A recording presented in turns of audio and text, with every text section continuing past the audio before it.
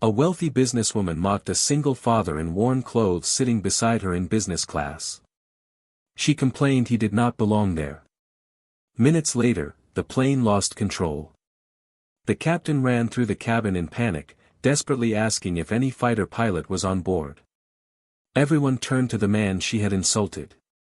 Before you watch full story, comment below from which country are you watching. Don't forget to subscribe for more amazing stories.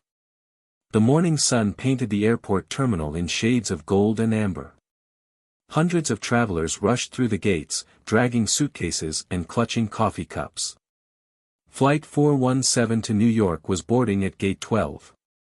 The announcement echoed through the speakers, calling passengers to line up.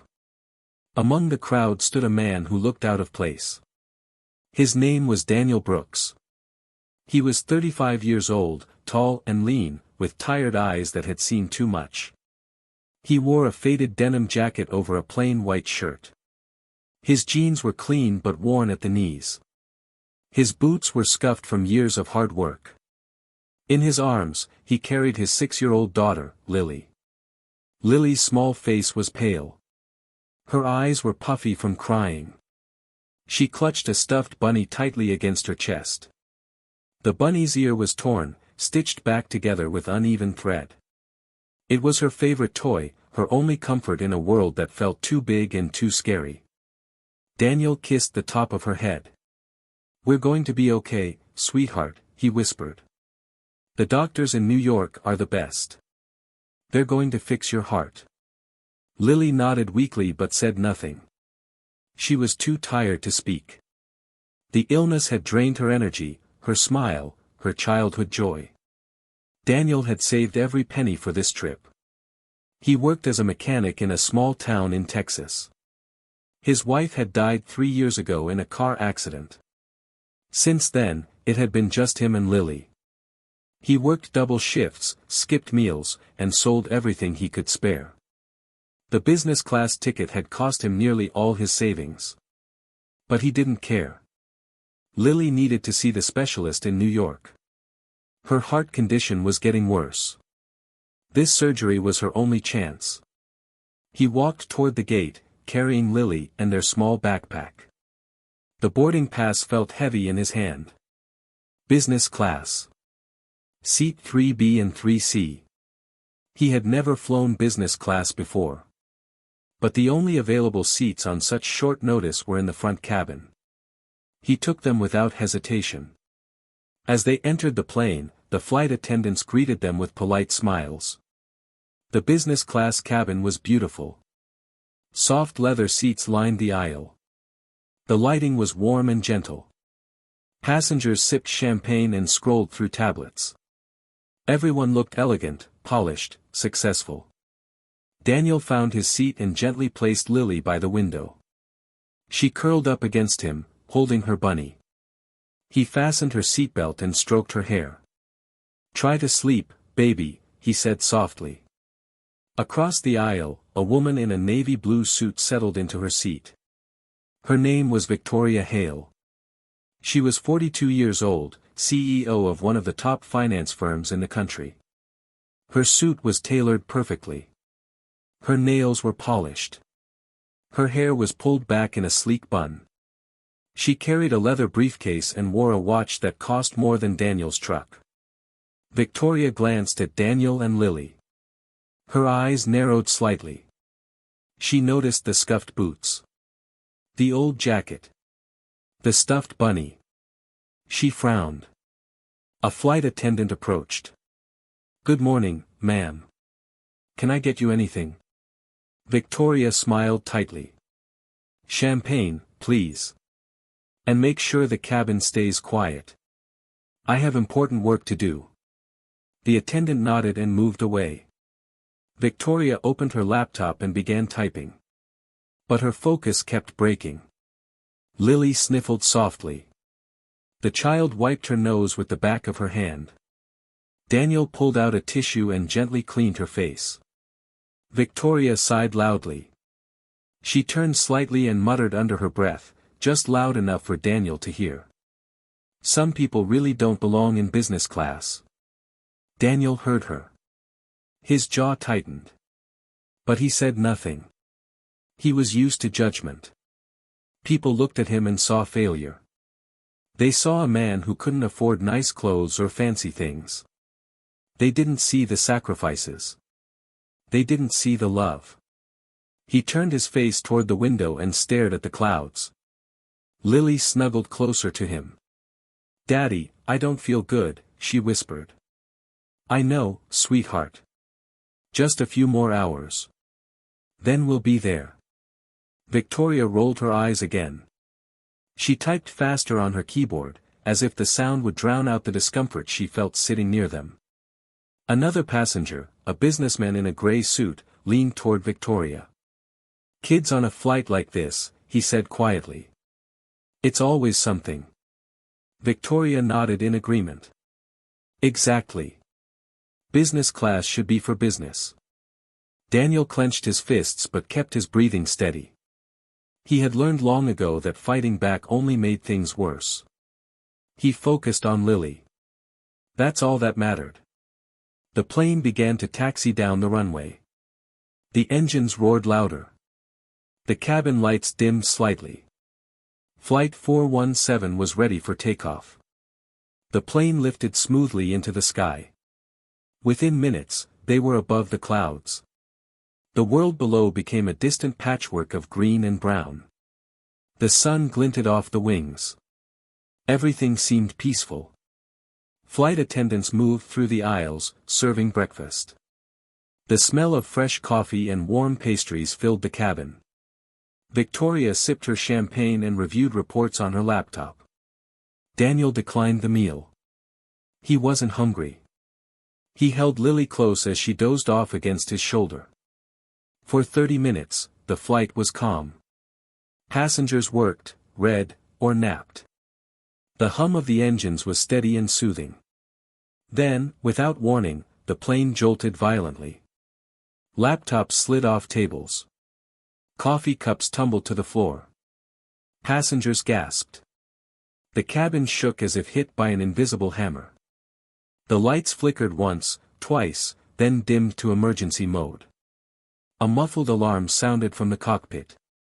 Panic rippled through the cabin like a shockwave. People grabbed their armrests. Some screamed. Flight attendants struggled to keep their balance. Victoria's face turned pale. Her champagne glass fell from her hand, spilling across her expensive suit. She gripped the armrest, her knuckles white. The intercom crackled to life. The captain's voice came through, strained and urgent. "Ladies and gentlemen, this is your captain speaking. We are experiencing a critical hydraulic failure. Please remain seated and stay calm. We are working to resolve the situation." The cabin erupted into chaos. Oxygen masks dropped from the ceiling. Parents pulled masks over their children's faces. People shouted questions. Fear clawed at every heart. Victoria's hands trembled. She looked around desperately, as if searching for someone to save her. Her earlier arrogance melted into raw terror. Daniel held Lily tightly. "It's okay, baby. Daddy's here.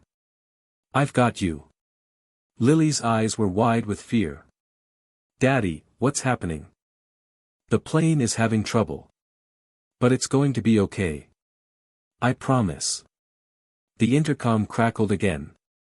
The captain's voice was even more desperate now.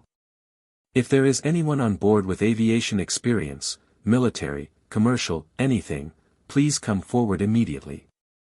We need help in the cockpit." The words hung in the air like a bomb. Silence fell over the cabin.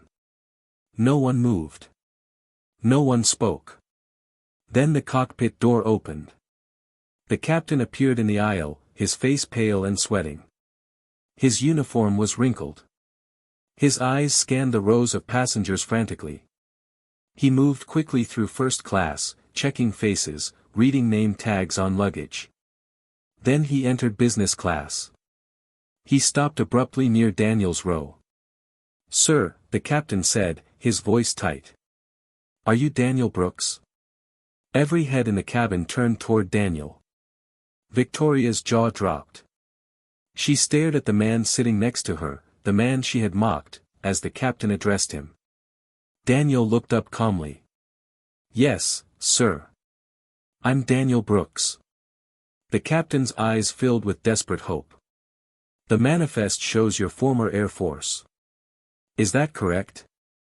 "Yes, sir. Former F-16 pilot. Served 8 years." The captain's voice cracked. "We've lost partial hydraulic control. One engine is overheating. I need another trained set of hands in that cockpit right now. Can you help me?" The entire cabin held its breath.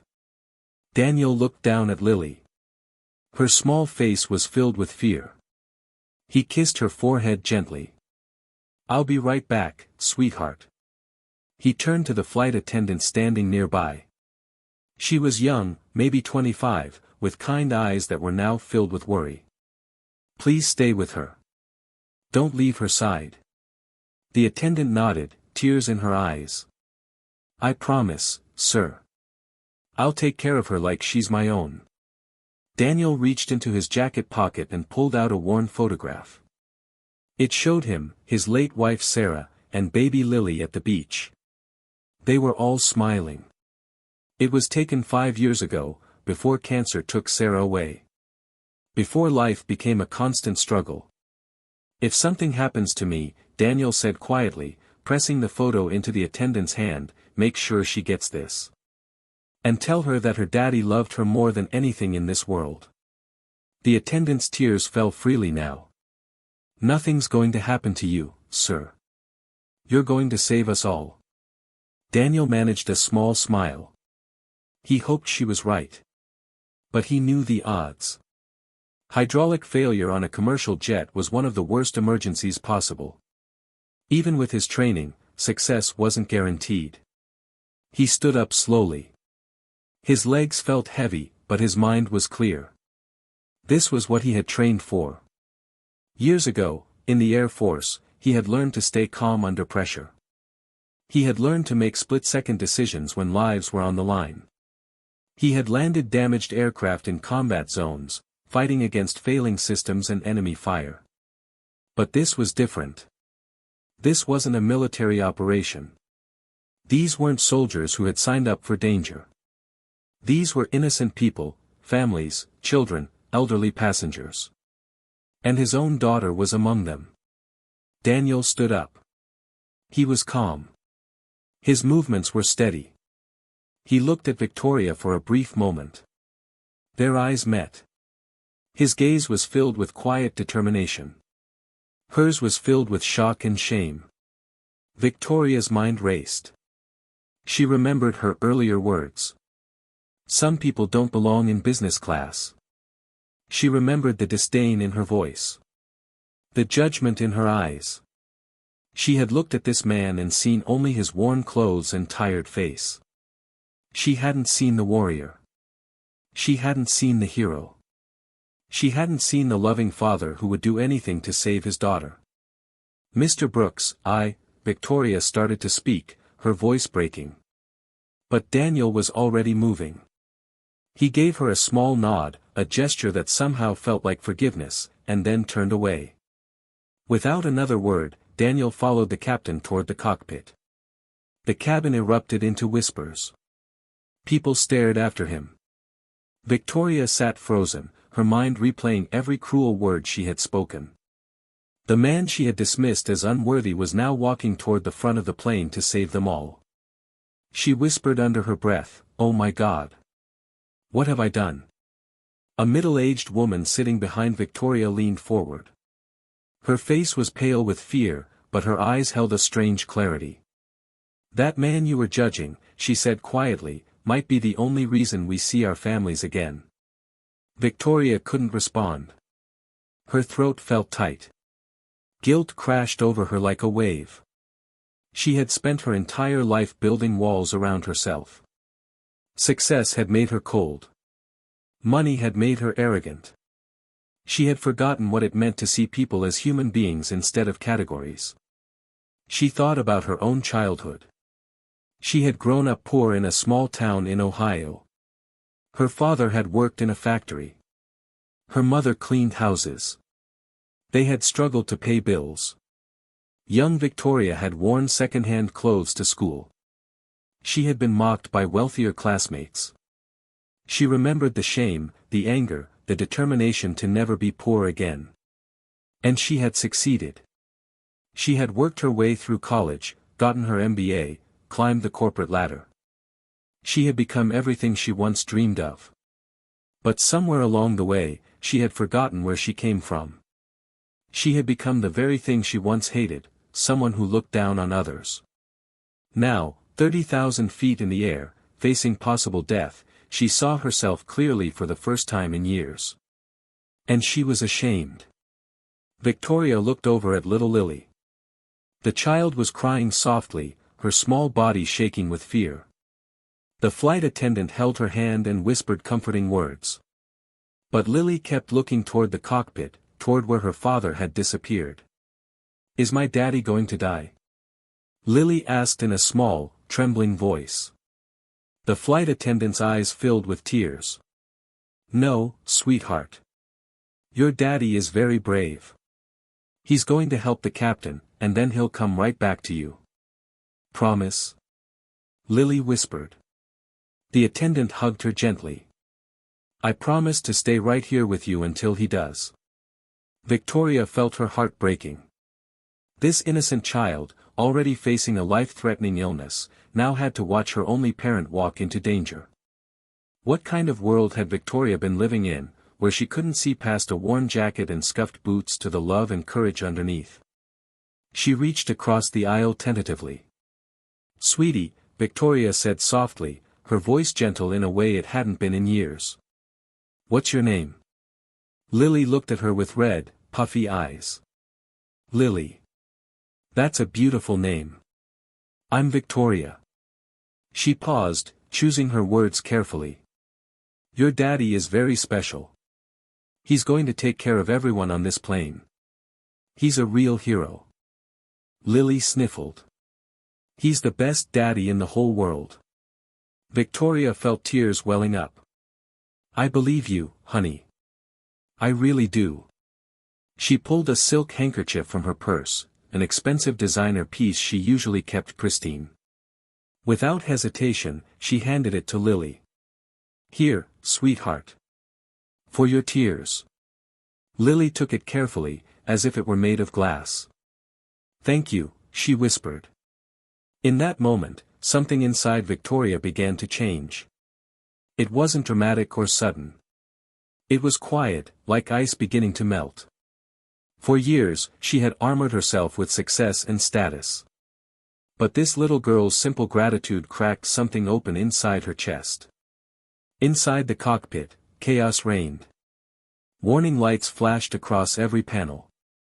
Alarms blared in sharp, relentless tones. The co-pilot was slumped in his seat, unconscious. He had hit his head during the turbulence. Daniel slid into the co-pilot's seat without hesitation. His hands moved quickly over the controls. His eyes scanned the instruments with the precision of a trained fighter pilot. "Talk to me," Daniel said, his voice calm and focused. The captain spoke in quick, clipped sentences. "Hydraulic failure on the left side. We've lost control of the tail flaps.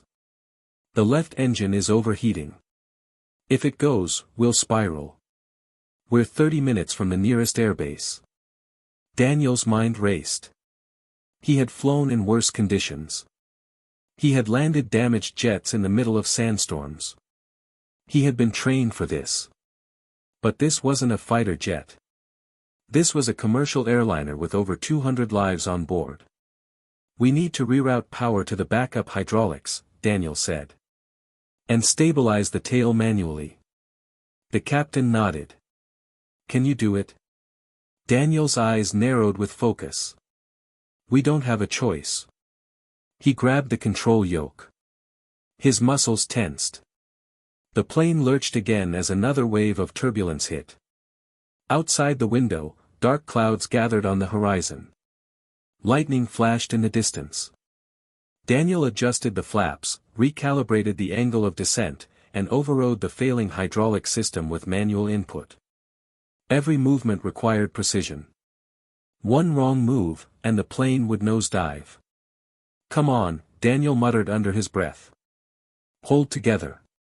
The captain worked the throttle, sweat pouring down his face. "Runway in sight. We're cleared for emergency landing." Daniel aligned the descent manually. The control stick fought back violently, resisting his grip. His arms ached. His hands were slick with sweat. But he didn't let go. "Hydraulics are completely gone," the captain said. "Brace for impact." Daniel's jaw tightened. "Everyone hold on." In the cabin, passengers gripped their seats. Flight attendants crouched in their positions. Lily was crying, clutching her bunny. The flight attendant held her hand tightly. Victoria sat with her eyes closed, tears streaming down her face. She whispered over and over, "Please. Please let him save us." The plane descended fast. Smoke trailed from the left engine. The runway appeared below, growing larger by the second. Daniel pulled back on the yoke with all his strength. The plane's nose lifted slightly. The landing gear extended with a loud mechanical groan. The aircraft hit the runway hard. Tires screeched. The cabin shook violently. Luggage flew from overhead bins. Passengers screamed. Sparks erupted beneath the plane as metal scraped against concrete. Daniel fought the controls with every ounce of strength he had. The plane veered to the left, threatening to flip. He corrected, pulling right. The aircraft groaned and shuddered but stayed upright. Slowly, agonizingly, the plane began to slow. It dragged across the runway, screeching, shaking, until finally, it stopped. Silence. No one moved. No one breathed. Then the cabin erupted. People sobbed with relief. Some laughed hysterically. Others prayed. Flight attendants rushed to open the emergency exits. In the cockpit, the captain turned to Daniel. His voice shook. "You just saved 216 lives." Daniel exhaled deeply. His hands were still gripping the yoke. He slowly released them and leaned back. "Just doing what I was trained to do." The captain shook his hand firmly. "You're a hero." Daniel shook his head. "I'm just a dad." Emergency crews surrounded the plane. Sirens wailed. Firefighters sprayed foam on the smoking engine. Paramedics rushed toward the exits. Passengers began to evacuate. They slid down the emergency chutes, stumbling onto the tarmac. Many were crying. Some were injured, but most were alive. Daniel walked out of the cockpit. His legs felt heavy. His body was exhausted. But his heart was pounding with relief. As he stepped into the cabin, passengers turned to look at him. One by one, they began to clap. The applause started slowly, then grew louder. People stood up. They clapped and cheered. Some reached out to touch his hand as he passed. Daniel's eyes searched the cabin. He saw Lily. She was standing with the flight attendant, tears streaming down her face. "Daddy," she cried. Daniel ran to her and scooped her into his arms. He held her tightly, burying his face in her hair. "I'm here, baby. I'm here." Lily sobbed against his chest. "I was so scared." "Me too, sweetheart. But we're okay now." Victoria stood a few feet away, watching the reunion. Her face was streaked with tears. Her expensive suit was ruined. Her hair was disheveled. But for the first time in years, her pride was gone. She approached slowly, her voice trembling. "Mr. Brooks." Daniel turned to look at her. Victoria's eyes were red. Her hands shook. "I owe you an apology. I judged you. I mocked you. And yet you saved us all. You saved me. Daniel looked at her gently. His voice was soft. We all make mistakes. What matters is what we do after. Victoria nodded, tears spilling down her cheeks. If there's anything I can ever do for you or your daughter, anything at all, please tell me. Daniel smiled faintly. Just be kinder next time. That's enough. Victoria wiped her face. She nodded slowly. For the first time in her life, she felt truly humbled. As Daniel carried Lily toward the ambulance waiting on the tarmac, Victoria watched them go. She whispered to herself, the man I thought didn't belong was the one we all needed. The story of Flight 417 spread quickly. News channels across the world covered it. Social media exploded with posts about the single father who saved a plane. Hero dad saves plane after hydraulic failure, the headlines read. Daniel's face appeared on every screen. Reporters called him for interviews. Strangers sent messages of gratitude and support. But Daniel didn't care about fame. He declined most interviews. He avoided the cameras. All that mattered to him was Lily. One interview request, however, caught his attention. It came from a small veterans organization that helped former military members struggling with civilian life. They wanted to honor him at a ceremony for his bravery, not just on the plane, but for his years of service. Daniel agreed, but only on one condition, that they also honor all the single parents who sacrifice every day for their children, whether they fly planes or work 2 jobs to make ends meet. The ceremony was held 3 weeks after the incident. Daniel stood on stage in a simple suit, borrowed from a friend because he couldn't afford to buy one. Lily sat in the front row, healthy and smiling, her cheeks pink with life. She wore a yellow dress that the nurses at the hospital had bought for her. As Daniel spoke, his voice was quiet but steady. I'm not a hero. I'm just a father who loves his daughter. What happened on that plane, I did what anyone with my training would do. But every day, millions of parents do heroic things. They work jobs they hate to feed their kids. They stay up all night when their children are sick. They sacrifice their dreams so their kids can have a chance at theirs. Those are the real heroes. The audience erupted in applause. Among them sat Victoria Hale, dressed simply in a gray dress. No designer labels. No expensive jewelry. She clapped until her hands hurt, tears streaming down her face. After the ceremony, Victoria approached Daniel carefully. Lily was holding his hand, swinging it back and forth happily. Mr. Brooks, Victoria said. May I speak with you for a moment? Daniel turned, surprised to see her. Mrs. Hale. I didn't expect you to be here. Please, call me Victoria. She knelt down to Lily's level. Hi, Lily. Do you remember me from the plane? Lily nodded shyly. You gave me your pretty handkerchief. Victoria smiled, a genuine warmth in her eyes. That's right. And you know what? You can keep it. It looks better with you anyway. She stood and looked at Daniel. I've been doing a lot of thinking since that day. About who I am. About what matters. She paused, gathering courage. I've started a foundation. It's called the Second Chances Foundation. We help single parents cover medical expenses for their children. We help with travel costs, hospital bills, everything. Daniel's eyes widened. Victoria, that's incredible. The first recipient, Victoria continued, her voice shaking with emotion, is you and Lily. We're covering all of Lily's follow-up appointments, medications, everything.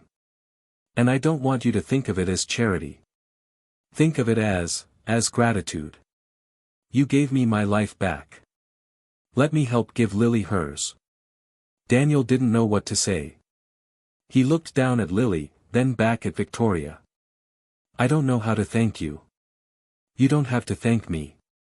You taught me something that day. You taught me that the measure of a person isn't in their bank account or their clothes. It's in their heart. In their courage. In their kindness. Victoria's voice broke. I was so wrong about you. About everything. Daniel stepped forward and did something unexpected. He hugged her. We all make mistakes. What you're doing now, that's what counts. Victoria hugged him back, sobbing quietly. For the first time in 20 years, she felt truly human again. Over the next few months, the Second Chances Foundation grew. Victoria poured herself into the work with the same intensity she once gave to making money. She visited hospitals, met families, listened to stories. Each story changed her a little more. She also stayed in touch with Daniel and Lily. They became unlikely friends. Victoria would visit them in Texas, bringing books for Lily and sharing meals with Daniel.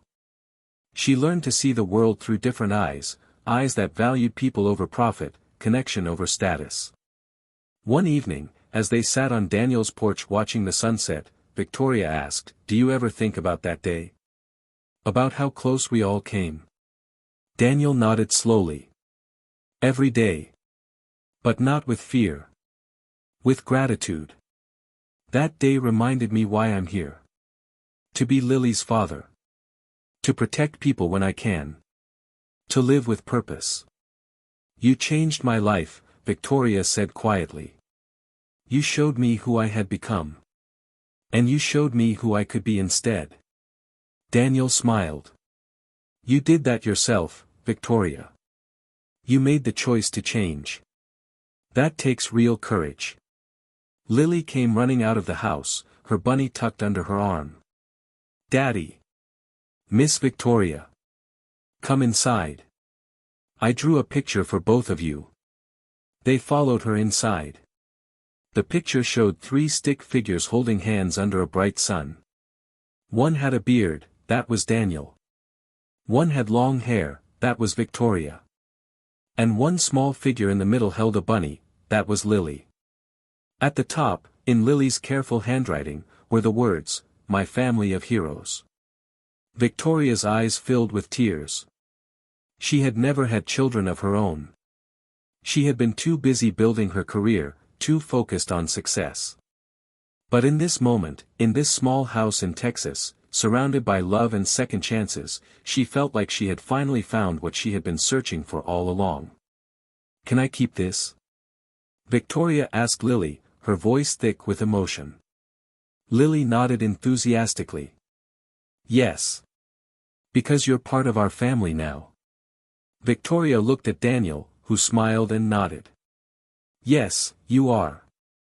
That night, Victoria drove back to her hotel with the picture carefully placed in her briefcase. She looked at it one more time before turning off the light. 3 stick figures. A simple drawing. But to her, it represented everything she had almost lost and everything she had gained. She had learned that true wealth wasn't measured in money. It was measured in moments like these. In second chances. In forgiveness. In love. Years passed. The Second Chances Foundation grew into a national organization, helping thousands of families. Victoria stepped down as CEO of her finance firm to run the foundation full-time. She found more fulfillment in helping one struggling parent than she ever had closing million-dollar deals. Daniel continued working at his garage, but now he also volunteered as a flight instructor for young veterans transitioning to civilian life. He taught them not just how to fly, but how to find.